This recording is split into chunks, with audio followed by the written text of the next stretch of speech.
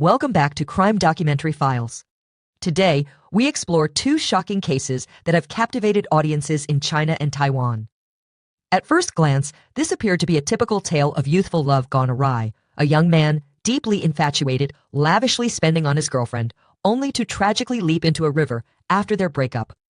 It was a familiar narrative of an innocent soul ensnared by a gold digger, stirring sympathy across China and beyond. Yet, as the investigation unfolded, the truth revealed itself to be more complex. Lu Ji, known online as Peng Meo, was born in 2003 in Hunan, China. He belonged to a family of 5, with an older sister and a younger sister. However, his childhood was marred by his parents' divorce, leaving him primarily in the care of his mother and older sister. Rumors whispered that after the divorce, his mother paid little attention to him. It was his older sister who stepped in to shoulder the responsibility of caring for him, creating an unusually strong bond between Lu Ji and his sister. Upon finishing middle school, Lu Ji opted not to pursue further education. From a young age, he harbored a passionate love for video games, showcasing exceptional skill that eventually led him to become a professional gamer. A fervent admirer of the character Meng Qi from the game Honor of Kings, he adopted the gaming ID Peng Meo. The female lead in this unfolding drama was Tan Ju, born in 1997 in Shiju, Chongqing. She, too, was an enthusiastic player of Honor of Kings. Their fateful encounter occurred on November 19, 2021, a date that would irrevocably alter the course of Lu Ji's life. On that day, Tan Ju was searching for a gaming partner and fortuitously selected Lu Ji. Despite their 6-year age difference, their mutual passion for gaming forged an instant connection. As they played together, their conversations multiplied, deepening their bond over shared interests. By Christmas Eve 2021, just over a month after their initial meeting, Lu Ji and Tan Ju officially became a couple. At that point, they had yet to meet face-to-face. The police investigation later revealed that their first real-life encounter took place in March 2022, when they arranged a trip to Changsha, accompanied by Lu Ji's younger sister and her boyfriend. Over the following year, their relationship appeared to flourish.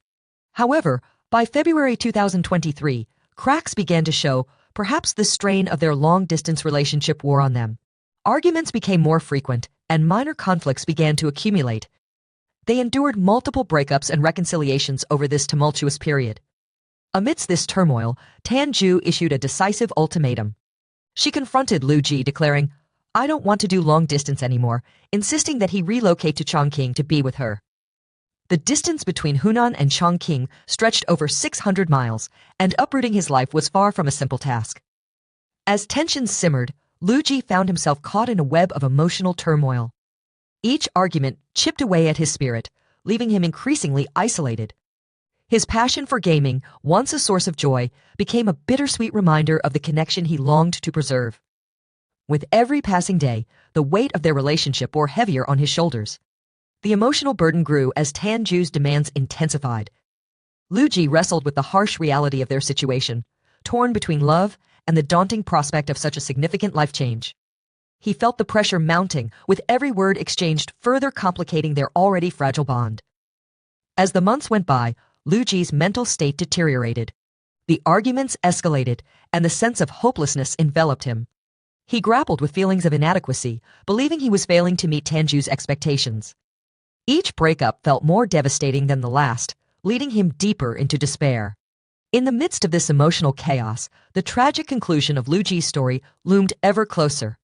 The combination of love, pressure, and despair would soon culminate in a heartbreaking decision that would leave an indelible mark on both their lives and the lives of those around them. After 6 months of back-and-forth discussions, Peng Meo finally departed from Hunan, his birthplace, in October of the previous year, moving to Chongqing, where Tan Ju resided. However, the same girlfriend who had once insisted they live together in Chongqing suddenly felt uneasy about the prospect. She conveyed her reluctance to cohabitate immediately, suggesting they wait until marriage instead. Tan Ju encouraged Peng Meo to rent his own apartment. At the time, he accepted this without protest, convinced that being closer to her meant their future together remained bright. He settled into a rented space near her home, believing their love story was poised to continue smoothly. During this period, Tan Ju frequently confided in Peng Meo about her financial issues, struggling with mortgage payments, lacking money, and her desire for new experiences. She often requested direct financial support from him. Devoted to her, Pang Meo willingly provided her with spending money, and they established a shared savings account. Through Alipay's Little Pocket Love Season program, they could freely transfer funds to one another. At this point, the physical distance between them had vanished, and their relationship seemed to flourish. By November 2023, after nearly 2 years of dating, Tanju proudly announced their relationship on WeChat Moments. However, she didn't forget to ask Pang Meo to purchase a bracelet worth 10,000 yuan. Prior to this, she had expressed ambitions of opening a flower shop, requesting 40,000 yuan from Pang Meo to help her get started. Together, they began laying the groundwork for this venture. Police reports later revealed that Pang Meo ultimately invested 70,000 yuan, while Tanju managed the shop, which officially opened on February 7, 2024. Just before the Chinese New Year, Pang Meo, ever the devoted boyfriend, traveled to Tanju's hometown to meet her family. Everything appeared to be aligning with the dreams he had long cherished. Then came March 2, 2024, Tanju's birthday. Pang Meo gifted her an iPhone, yet even this gesture couldn't halt her gradual distancing. She became increasingly cold, ignoring his messages and withdrawing from their connection. Ultimately, Tanju proposed the idea of a breakup. Pang Meo, still clinging to hope, refused to accept this fate. Just a month had passed since he had met her family, and when he sought clarity on her reasons for wanting to end their relationship, she offered none. In a moment of vulnerability, Tanju expressed her discomfort with the relationship. She felt something was amiss, that they simply weren't compatible. Yet Pang Meo was unwilling to let go. He urged her to remain calm and reconsider their bond, even offering financial assistance if she needed it. But just 2 days later, on March 14, Tanju reiterated her desire to break up. The following weeks were marked by heated arguments as they vacillated between staying together and parting ways. Finally, on April 5, Tanju sent a definitive message: take some time to calm down and live your own life. On the night of April 10, at precisely 9:12 p.m., Pang Meo made one last desperate attempt to connect, only to be met with her cold dismissal. Her response was unyielding. Stop thinking about it, we're already broken up. Clinging to a flicker of hope, Pang Meo offered to transfer the remaining funds in their Alipay Little Pocket account to her, but she refused, saying, "Why would you send that to me? You're still young, you need money too." She urged him, "You can't play games forever, you should save for your own future." "Don't give it to me." At 9:44 p.m., overwhelmed by despair, Pang Meo transferred 66,666 yuan to Tanju, labeling it as a voluntary gift. Then, at 2:04 a.m. on April 11, he sent his final message: "We're done." At 3:26 a.m., the silence that followed marked a turning point in their tumultuous relationship. In a final, heart-wrenching message, Luji communicated with Tanju, labeling his intentions as a voluntary gift. At 2:04 a.m. on April 11, he sent his last correspondence: "We're done." Just an hour later, the silence that followed was deafening. In a desperate act of love, Luji ordered a bouquet of roses from Tanju's flower shop, spending 780 yuan. He included a note indicating that no delivery was necessary, seemingly commemorating the 780 days they had been together. Tragically, just 1 hour later, Luji leaped off the Chengjiang Bridge in Chongqing. 1,000 miles away from home, in the haunting stillness of the night beneath the icy depths of the Chengjiang River, a young life was extinguished far too soon. This was April 23, a date that would resonate with heartbreak. On that fateful day, police recovered Luji's body from the river in the Changshu district. By May 3, he was cremated. At the time of his passing, he was just 21 years old. In the wake of his death, his older sister, Lu Jia-ling, gained access to his phone. As she delved into his messages and transaction history with Tanju, her frustration and anger only deepened. Despite having a steady income, every yuan Luji earned was through relentless hard work. His job in video gaming paid a meager 20 to 25 yuan per session. He often spent countless hours grinding to make ends meet, yet he barely allowed himself to indulge. When ordering food, he consistently chose the cheapest options, usually costing no more than 10 yuan, with some as low as 4.9 yuan. The most extravagant meals he would treat himself to barely reached 14 yuan. There was even a moment when he canceled a 12.5 yuan order to place a cheaper 11.9 yuan meal, saving a mere 0.6 yuan by bundling deliveries. Often, this frugality meant he had to wait until 10 or even 11 p.m. just to have dinner. Lu Jialing remembered that her brother stood 5 feet 10 inches tall when he left Hunan for Chongqing. At 235 pounds, he was a sturdy figure, but by the time of his death, he had withered down to just 209 pounds. In stark contrast to his thrifty lifestyle, Lu Ji sent thousands, even tens of thousands of yuan to Tanju every month. Between October 22 and November 5 alone, he transferred an astonishing 15,000 yuan to her. During a live stream, Lu Jialing revealed that as his older sister, she had never accepted a single cent from Lu Ji. The only occasion she had ever asked for anything was during the previous Chinese New Year, when she jokingly requested a bottle of foundation worth 430 yuan. Convinced that her brother had been deceived, she firmly believed Tanju was nothing more than a gold digger. Not only had she drained his finances and emotions, but Lu Ji ultimately paid with his life. Fueled by a desire for justice, Lu Jialing began sharing screenshots of their chat history and bank transfers on social media. The story quickly gained traction, igniting a firestorm of public attention and discussion.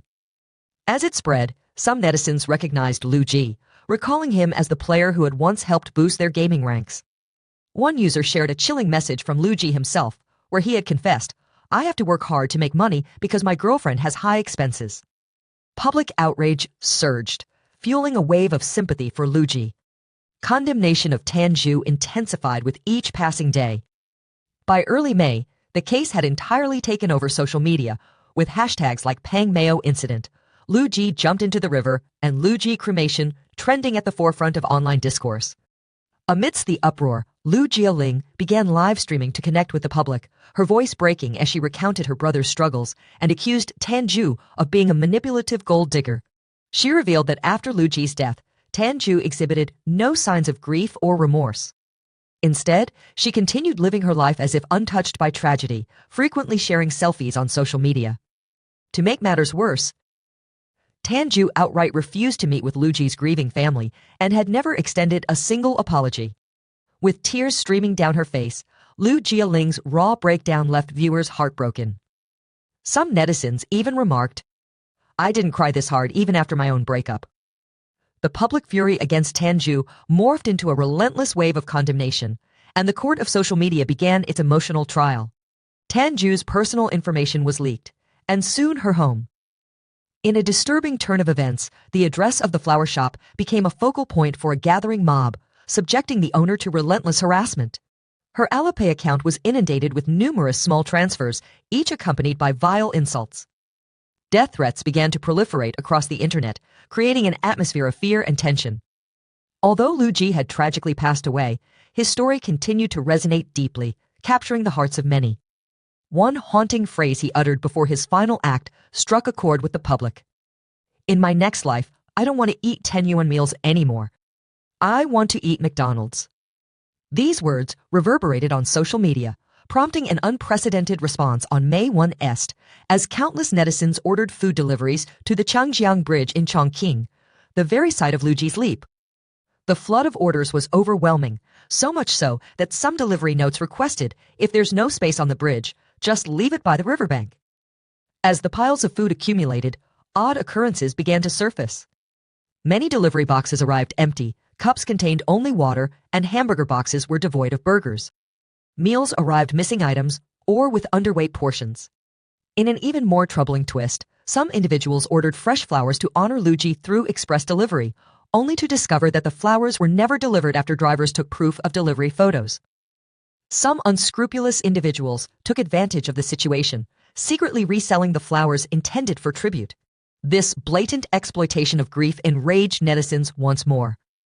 While it was understood that Lu Ji could never actually consume the food, the notion that greedy businesses would profit from such a tragedy was intolerable. Turning an act of remembrance into a commercial venture was not just unethical, it was abhorrent. Following these revelations, the Chongqing Municipal Market Supervision Bureau initiated a thorough investigation.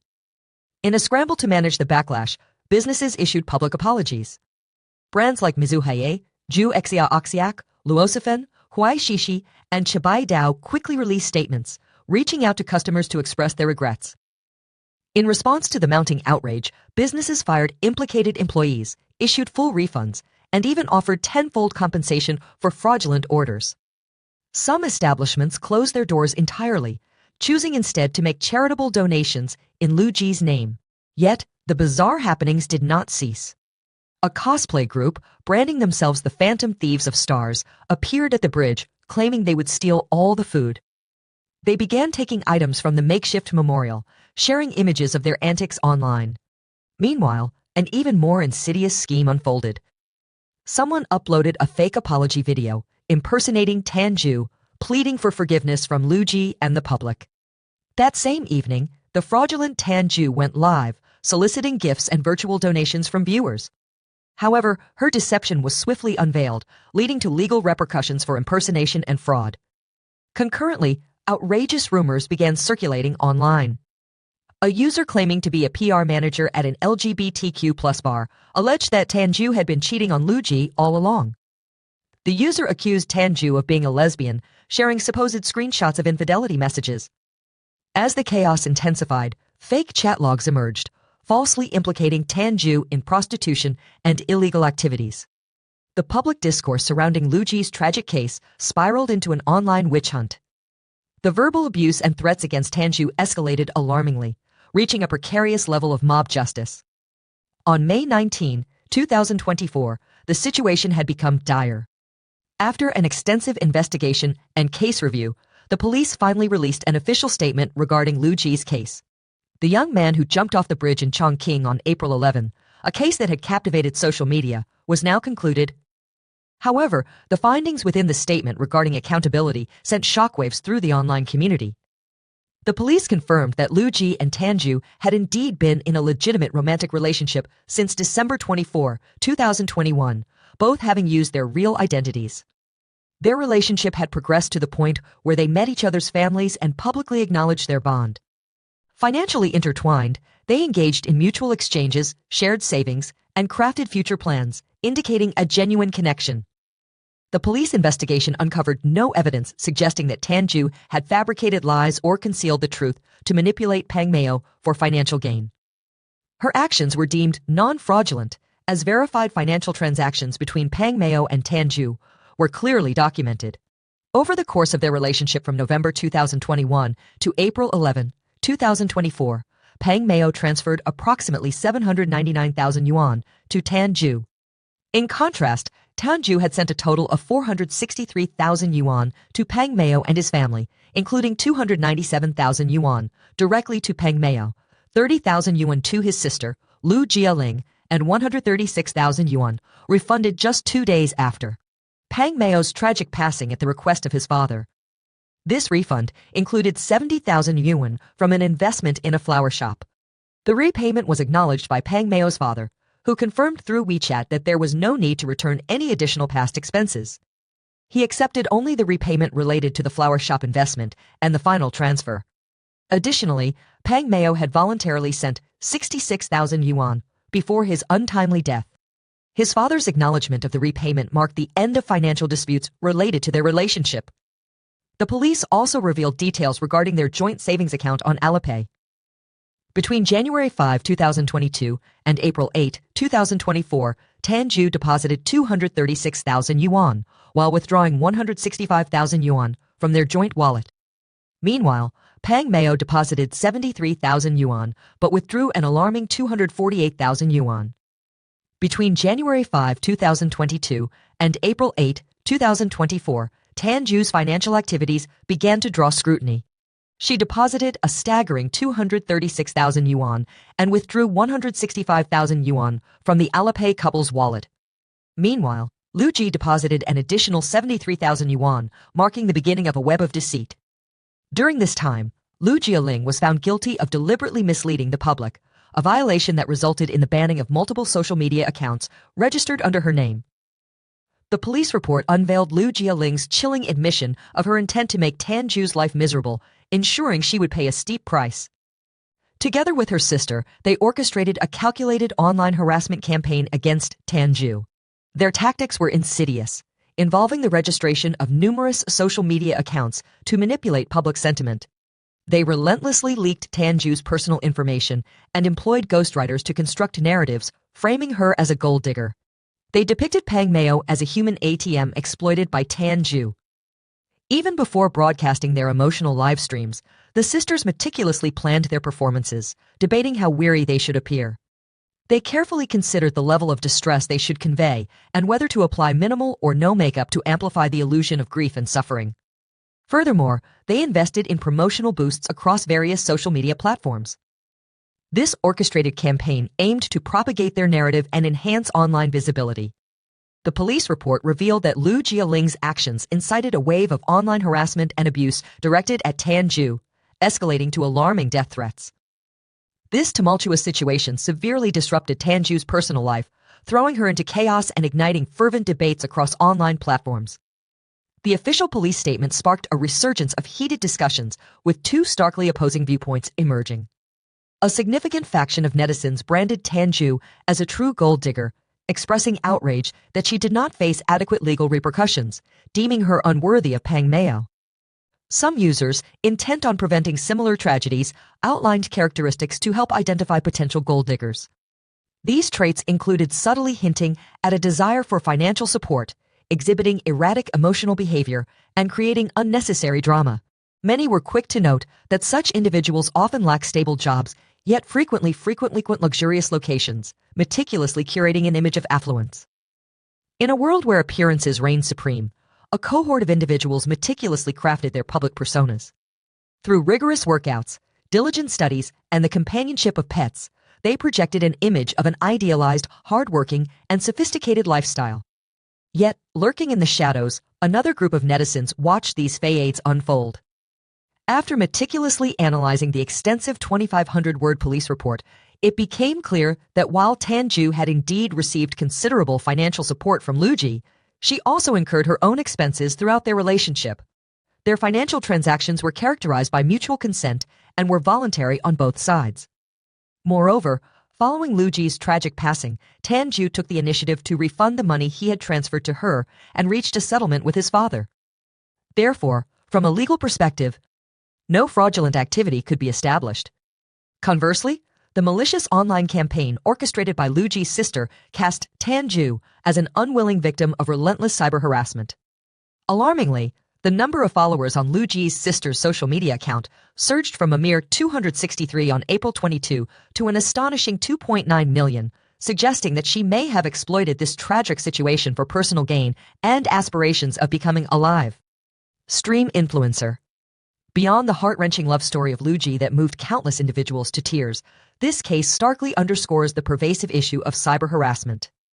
The sorrow surrounding the loss of such a young life is profound, as he may have still harbored dreams yet to be fulfilled. If only he had maintained a stronger sense of rationality, we must not overlook the broader societal concern at play, the urgent need to prevent and combat online bullying.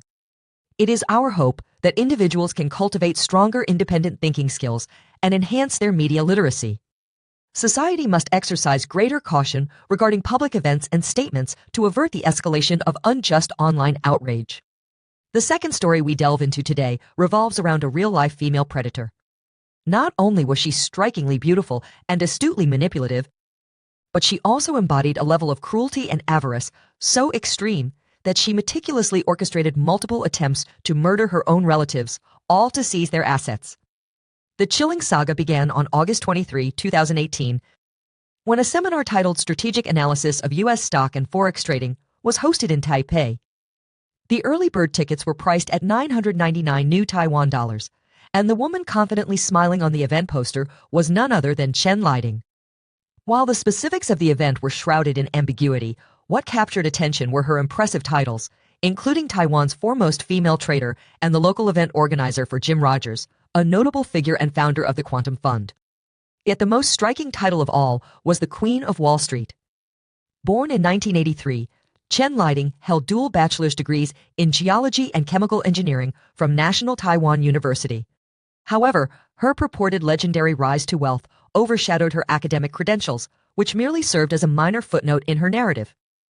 Chen claimed to have emerged from poverty, asserting that this background fueled her early interest in investing and her quest for financial independence. However, An investigative report from Yahoo News later exposed the truth. Chen's father hailed from a wealthy family in Dongtaipei, where he and his siblings inherited a substantial fortune after their grandparents' passing. This family wealth became entangled in numerous legal disputes. While Chen's rags to riches tale was increasingly suspect, these conflicts did precipitate a decline in her standard of living and sparked significant discord within her family. Following her graduation from university, Chen veered away from a conventional career path. Instead, she ventured to Japan to study at Le Cordon Bleu Culinary Academy before returning to Taiwan to launch a Western-style restaurant. This endeavor marked her initial foray into entrepreneurship, revealing her numerous weaknesses as a business owner. She struggled with poor location choice, overpriced menus, and a lack of understanding regarding cost management. These critical missteps rapidly led to the restaurant's downfall, imparting a harsh lesson about the challenges of operating a traditional business. During this tumultuous period, Chen began to immerse herself in various finance courses. While most students enrolled to glean investment strategies, the critical miscalculations that plagued Chen Lighting's restaurant venture led to its untimely failure. The experience imparted a harsh lesson about the trials of managing a traditional business. In the aftermath, she sought refuge in finance courses, while many students enrolled with hopes of mastering investment strategies. Chen Lighting's ambitions diverged sharply from the typical pursuit of wealth. Recognizing that teaching finance offered a far more lucrative and effortless path than trading itself, she strategically leveraged her media exposure. By embedding herself within established financial circles and crafting a compelling public persona, she swiftly positioned herself as an authority in the field, attracting a steady stream of eager students willing to pay for her knowledge. Chen immersed herself in the Millionaire Mind Intensive, or MMI system. This program touted itself as more than just a motivational seminar. It presented a lifestyle, promising a transformative approach to financial planning and a complete overhaul of one's relationship with money. Though the course structure bore a striking resemblance to a multi-level marketing scheme, for Chen, it was a perfect vehicle for her aspirations. She quickly ascended the ranks, moving from a senior student to a group discussion instructor. By 2016, Chen had established her own financial education institution, the Great Trading Studio. The name chosen deliberately to evoke prestige marked the beginning of her money-harvesting journey. Branding herself as Teacher Great, she claimed to be the Taiwan event organizer for Jim Rogers, the founder of the Quantum Fund, parading her photographs with the commodities king as proof of her credibility. This strategy proved effective, drawing in countless ordinary individuals yearning for wealth. Chen's penchant for using celebrity photos to bolster her personal brand was a well-trodden path, yet she wielded it with confidence. Her collection included snapshots with not only former UK Prime Minister David Cameron, but also former US President George W. Bush, enhancing her allure in the eyes of potential students. During media interviews, Chen recounted her serendipitous entry into stock trading, starting with 100,000 new Taiwan dollars in the aftermath of the 2008 financial crisis. She boldly claimed to have shifted her focus to Wall Street, where she purportedly made a staggering $500,000 in just 1 week. This remarkable success, she asserted, even led to a private audience with the U.S. president. By her account, her net worth had already surpassed 100 million new Taiwan dollars when she began her financial career. When questioned about her continued teaching, despite her immense wealth, Chen generously proclaimed that her initial dream had been to earn $1 million. Remarkably, within just 5 years of trading, she had achieved this goal. With newfound ambition, she claimed to want to share her trading secrets, hoping to enable others to experience the joy of financial success. Over the past 17 years, I have helped hundreds of students achieve financial freedom, she asserted confidently. In this seminar, you will learn systematic trading analysis step by step. Given her seemingly impressive credentials, the tuition fees for her courses reached staggering heights. The high-end beginner's Forex course demanded 58,888 new Taiwan dollars, while a 2-day stock trading workshop was priced at a jaw-dropping 250,000 new Taiwan dollars. Yet, these exorbitant fees stood in stark contrast to the dismal online reviews of her financial education center. Many students voiced their disappointment, criticizing her courses as shallow and lacking substance, primarily filled with her personal anecdotes rather than practical financial wisdom. By the time a torrent of complaints reached the police, Chen had already amassed a staggering 30 million new Taiwan dollars in tuition fees. In reality, many of her students invested substantial amounts only to gain access to a solitary trading indicator. The cost of their membership level dictated the amount they paid, with Chen periodically sending them these indicators, which were said to analyze entry points, price levels, and market trends. However, those who blindly followed her indicators faced relentless losses, depleting their life savings until they reached a breaking point. The promise of financial freedom had turned into a vicious cycle of despair, leaving many in financial ruin as they sought the success that had eluded them. Chen's high-end beginner's Forex course was priced at an astonishing 58,888 new Taiwan dollars, while a mere 2-day stock trading workshop cost 250,000 new Taiwan dollars. Yet, these exorbitant fees starkly contrasted with the negative online reviews that plagued her financial education center. Countless students voiced their dissatisfaction, criticizing the courses for being shallow and devoid of substance. Instead of practical financial knowledge, they were met with superficial anecdotes from Chen's personal experiences. By the time a torrent of complaints reached the police, Chen had amassed an astounding 30 million new Taiwan dollars in tuition fees, leaving devastation in her wake. In the guise of education, many of Chen Lighting's students found themselves ensnared in a financial trap. They spent substantial sums only to gain access to a single trading indicator. The level of their financial commitment dictated their membership tier, with Chen periodically sending out these indicators. These indicators were marketed as tools that analyzed entry points, price levels, and market trends. However, those who blindly followed her guidance faced repeated financial ruin, draining their life savings until despair settled in. Eventually, the authorities were alerted to Chen Lighting's fraudulent activities. With no financial certification to her name, scrutiny was inevitable. Prosecutors soon indicted her for violating the Securities Investment Trust and Consulting Act. In a tense first trial, Chen Lighting was sentenced to 3 years in prison. The self-proclaimed Queen of Wall Street displayed a defiant attitude. She refused to return the money she had fraudulently obtained and denied any wrongdoing. Yet, during the appeal, everything shifted. In a surprising turn, she pled guilty, seeking a lighter sentence. This led to a reduced sentence of just 1 year in prison, accompanied by 4 years of probation and a hefty fine of 1.5 million new Taiwan dollars. The self-help book on financial success she had planned to publish never saw the light of day. Once a glittering figure in the financial world, Chen Lighting now found herself behind bars. However, this was just the beginning of her tangled story. On the fateful afternoon of September 29, 2013, chaos erupted within a residential building on Keelong Road in Taipei's Exinyi district. The stairwell door, typically left open, stood locked from the inside. Disturbing cries for help pierced the air. A vigilant neighbor, hearing the commotion, stepped outside to investigate, only to be met with a horrifying sight. A middle-aged woman lay bleeding on the ground, while another woman held her down. The attacker, seemingly indifferent to the desperate pleas of the woman beneath her, gripped a hammer wrapped in cloth. Had it not been for the neighbor's urgent shout, "What are you doing?" the hammer might have struck again. The woman wielding the hammer was none other than Queen King, and the victim was her sister-in-law. When questioned, Queen King dismissed the gravity of the situation, claiming, "I just had a quarrel with my sister-in-law." She insisted, "We both fell down the stairs. This is just a family matter, nothing to worry about." However, the neighbor's instinct told a different story, prompting an immediate call to the police. Paramedics rushed the critically injured sister-in-law to the hospital, while King was arrested at the scene, still clutching the murder weapon. When police arrived at King's home for further questioning, they were met by an unexpected figure. Standing before them was Chen Lighting, the once celebrated Queen of Wall Street, now facing the police with an air of feigned ignorance, as if unaware of the horrific events that had just transpired.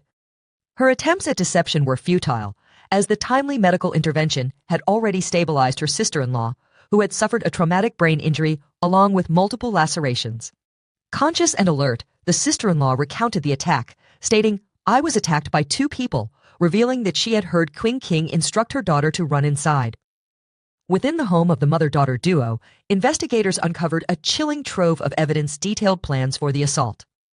Forensic analysis of their electronic devices unveiled a disturbing pattern of searches for legal advice on surrendering and sentence reduction. The premeditation behind the attack sent shivers down the spines of the investigators. The meticulous nature of their plans was unsettling.